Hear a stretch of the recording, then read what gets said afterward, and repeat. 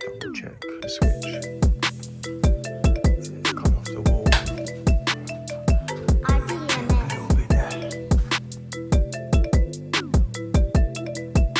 What's going on, everyone? How are we all doing? The sun is shining. It's super hot today. I don't even know the degrees. No, it doesn't tell me. But yeah, it is hot today. It's very warm. T-shirt and shorts weather, which is nice. Got a couple of good jobs to jump into. One actually could have gone really wrong, and we'll discuss that at the end. The other one, yeah, another like decent breakdown. So hopefully you'll enjoy these. We'll jump straight into them. A few little bits and pieces to talk about in the middle and on the back end. So yeah, let's get to work. So this job we're in is electric boiler, heat trace idea like the Potterton Gold, and tenant topped up the pressure because that was low, but now programmer's gone, so it shouldn't be related. Here's the system. Normal Honeywell thermostat, and I'll go and have a look at the programmer now, see if there's power to it.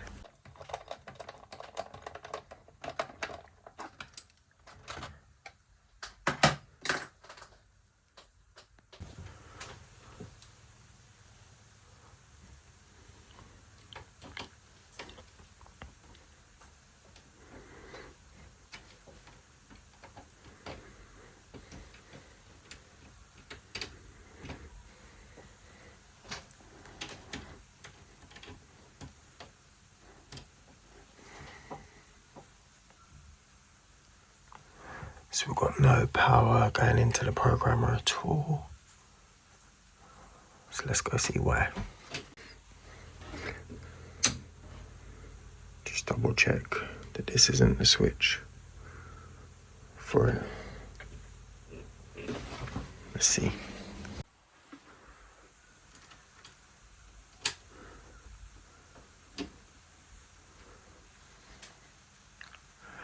Yep, that is.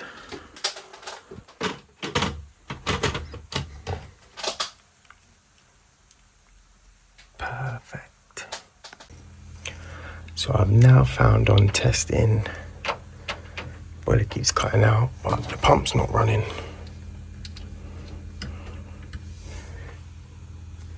We've got power, but it's not doing anything.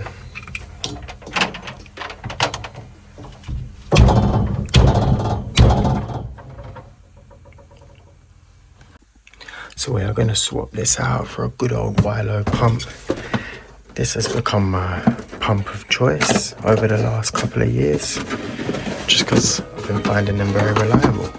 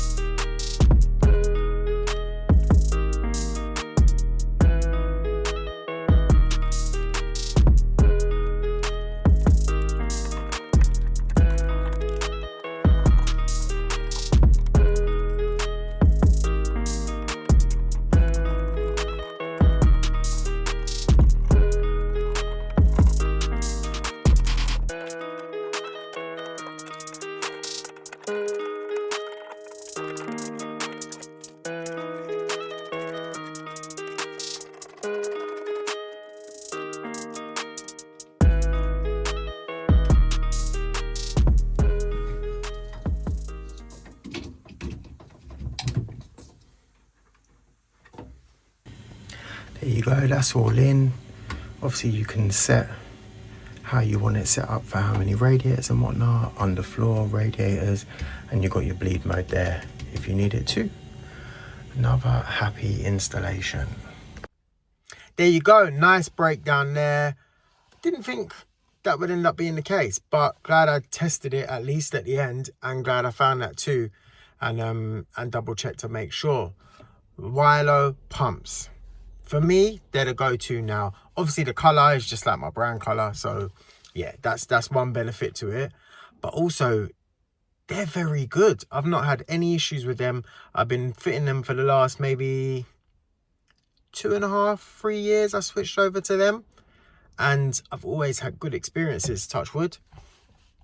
And obviously I appreciate their name hasn't always, well, they had a little dip, shall we say, but they've had a massive resurgence, and most of the people I know and talk to all have switched over to using them. So yeah, credit to them for rebuilding back up, and definite credit to them for bringing a really good, strong, reliable pump to the market. So I am a fan. Next, is anyone going to any exhibitions or anything this year? Obviously, we've got Installer Show fast approaching, like a month and a half now. That's come around really quickly from last year. So if you are, let me know in the comments, and hopefully I will bump into you. Yeah, it'd be nice to see some people, put some faces to names and whatnot. But on to the next job and check what happens. Next job is a new customer, and they came into their garage and found this on the floor. So it's come off the wall, off the bracket somehow, ripped out the plastic, hit the switch on the way down, blown the electrics, and you can see there. So I've not seen that before, but we'll pop that back on, put a new one of these on, pump up the vessel and whatnot, and take it from there.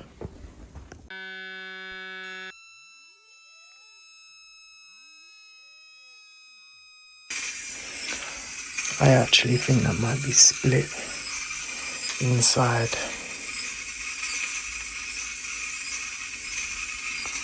Pumping it up and it's making this noise. So we've got a new vessel here, old one here. I went for compression this time as well. So if it ever does pop off the wall, which it shouldn't, it should, I don't know why that stopped filming halfway through, but I swapped it over to this, put the flexi on. I put the, I don't know what you saw in the last video, haven't gone through it yet, but I've also done a compression rather than push fit, so we don't get that again.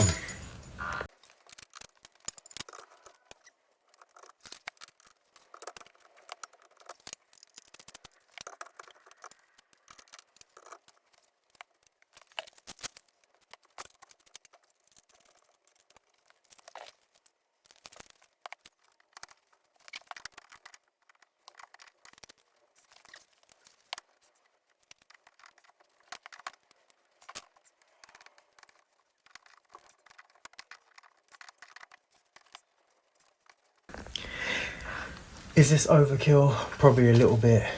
Do I use any excuse to use this where I can? Definitely.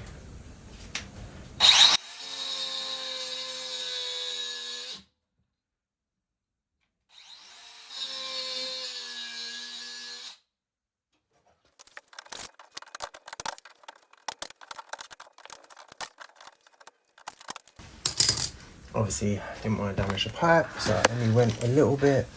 But, of course, I've nicked it a little bit there. That's right, I've got loads of play on that flexi. Let's just cut that tiny little bit off.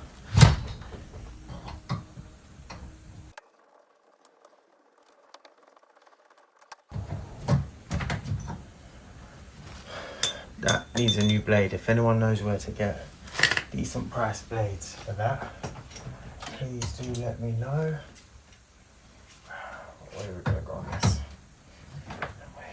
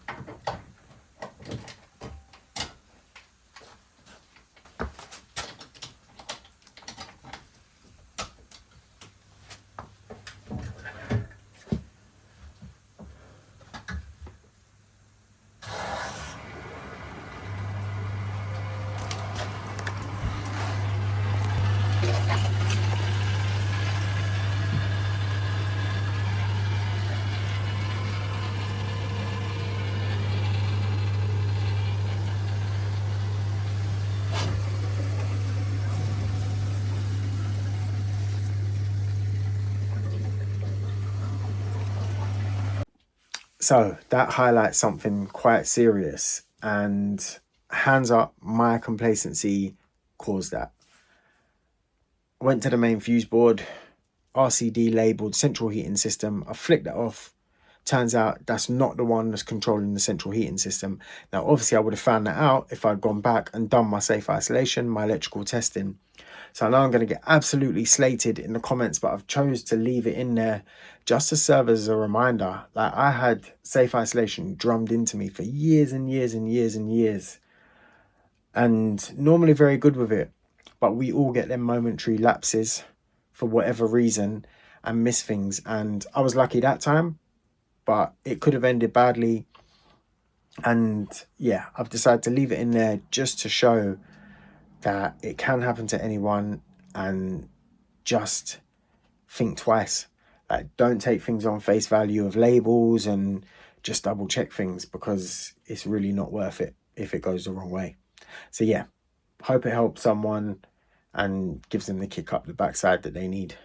Anyways, very, very likely now that I'm going to be jumping into like more business related videos like I spoke about last week, and we'll do them as like an ad hoc bonus video. So hopefully if you're interested, you'll jump in on that and see that. And yeah, as I say, let me know what exhibitions you're going to. Let me know what you've all been up to. Let me know your experiences on jobs that you've had with these. And let me know what pump camp you fall in. And make sure you do safe isolation at all times. Double check, triple check if you need to. Like, share, subscribe, comment, hype. You knew it was coming. And I'll see you next week. Thanks for watching.